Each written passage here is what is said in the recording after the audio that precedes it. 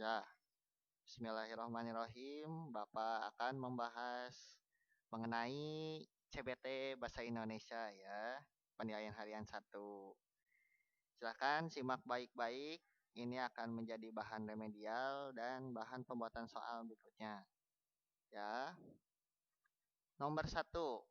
Ya, Aderai adalah sosok pria perkasa yang sangat terkenal di Indonesia. Sebagai atlet binaraga Indonesia, banyak prestasi yang sudah diraih oleh Aderai. Saat ini, Aderai telah pensiun sebagai atlet binaraga, namun ia tetap aktif menjadi pembina dan membuka tempat kebugaran di beberapa daerah di Indonesia. Gagasan pokok pada paragraf di atas adalah ah, apa gagasan pokoknya? Ah, Ingat ya, gagasan pokok itu ada yang di awal, deduktif, ada yang di tengah, ineratif, ada juga yang di akhir, induktif.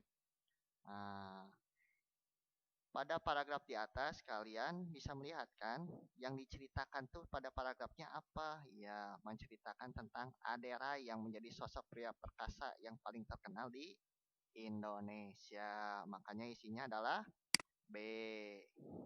Paham? Oke, kita lanjut nomor 2. Kalimat yang berisi gagasan pokok sebuah paragraf disebut kalimat utama. Paham ya? Itu udah jelas. Gak mungkin majemuk, penjelas, ataupun acak. Pasti gagasan pokok itu adalah gagasan utama. Itu nomor 3. Ciri dari paragraf yang benar adalah ya isinya udah pasti A. Memiliki satu kalimat utama dan beberapa kalimat pengembang. Ya, yang B pasti salah. Gak mungkin suatu paragraf yang benar memiliki kalimat pengembang dan banyak kalimat utama. Udah pasti salah ya. Lanjut nomor 4. Bagian dalam suatu karangan yang mengandung suatu ide pokok disebut. Jawabannya apa? Ya, D. Pikiran pokok. Lanjut nomor 5. Ya, lahan pertanian di Pulau Jawa semakin menyempit. Hal ini dikarenakan jumlah penduduk yang semakin bertambah. Populasi penduduk yang bertambah mengakibatkan pembangunan semakin banyak, sehingga membuat lahan sawah yang tadinya ditanami padi menjadi ditanami tembok-tembok beton perumahan. Gagasan pokok pada paragraf di atas adalah apakah di awal, di tengah, atau di akhir? Ya, gagasan pokoknya berada di awal. Berarti isinya apa? Ya, betul. Isinya B. Ya. Lanjut nomor 6.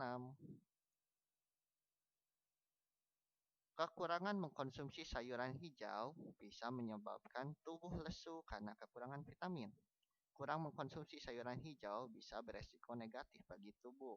Daya tahan tubuh pun berkurang karena hal tersebut.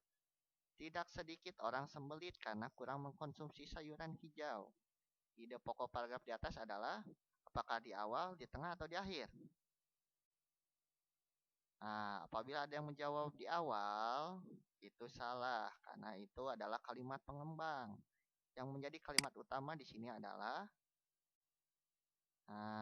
kurang mengkonsumsi sayuran hijau bisa beresiko negatif bagi tubuh.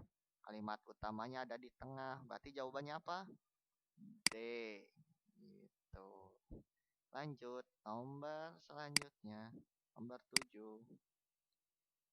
Siswa sering tidak berkonsentrasi saat belajar di dalam kelas. Kondisi ruangan yang tidak nyaman turut mempengaruhi kualitas pembelajaran di dalam kelas. Kemampuan guru tidak profesional dalam menyampaikan pelajaran menimbulkan siswa malas untuk mengikuti pelajaran. Itulah beberapa penyebab nilai siswa turun di sekolah. Ide pokok paragraf di atas adalah apakah di awal, di tengah, atau di akhir?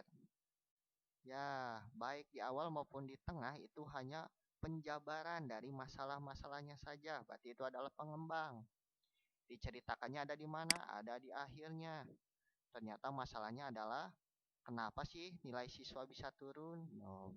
Berarti paragraf ide pokoknya ada di akhir kalimat induktif ini. Berarti isinya apa? C ya. Oh, kalian bisa lihat. Lanjut nomor 8. Jangankan masyarakat awam, dokter atau mereka yang ahli dalam bidang obat-obatan pun sulit membedakan mana obat palsu dan mana yang asli. Faktanya, obat palsu sangat sulit dibedakan dari yang asli. Tidak hanya kemasannya yang tampak sama, warna obatnya juga sangat mirip obat asli. Bahkan bau dan rasanya nyaris sama. Ide pokok paragraf di atas adalah, ya, apakah di awal, di tengah, atau di akhir? Ya, jawabannya ide pokoknya ada di tengah. Ini paragraf ineratif ya. Isinya adalah B.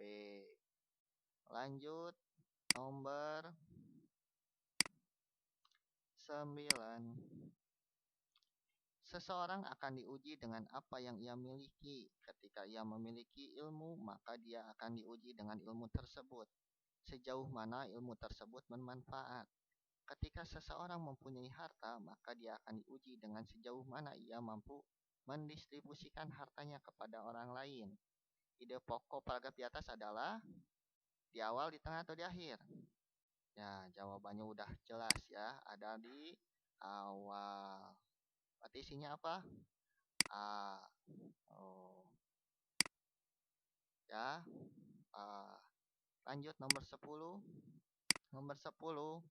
Ini adalah pelajaran yang mesti diketahui setiap orang tua.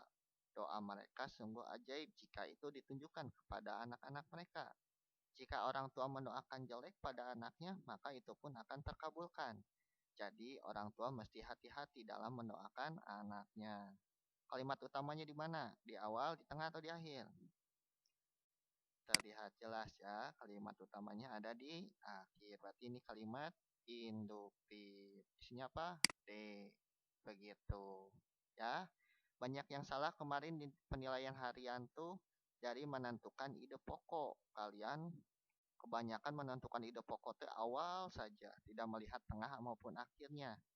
Silahkan dalam menentukan ide pokok, baca dengan baik-baik mana yang menjadi kalimat utamanya.